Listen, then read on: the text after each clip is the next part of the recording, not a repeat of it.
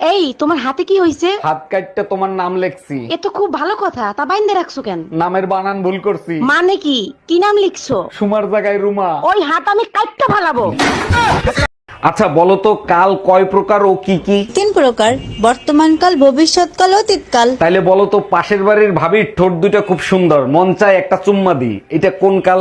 এটা তো একদম সোজা, মরণকাল, সোনা পাখি। পূজার মার্কেটটা কইরা দিলা না, চলো পুজো দেখতে নিয়ে যাবা। যেইখানে পুরুষ নির্যাতন করা হয় সেইখানে তোমারে নিয়ে যাব, তুমি ভাবলা কি করে? পূজার ভিতর পুরুষ নির্যাতন দেখলে কোথায়? দুর্গা বিভিন্ন স্টাইলে অসুররে মারে, ওটা কি পুরুষ নির্যাতন না?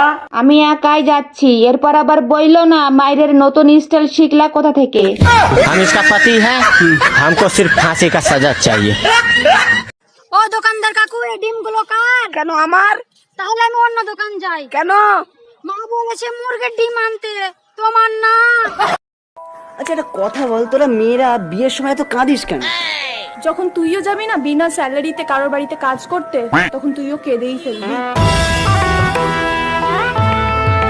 এই চায়া था क्वेश्चन এই চাটা কোশ্চেন কি কবি কো, এই চাটা কোশ্চেন কি কবি কো, তুই কইলাই তো আমি কমু।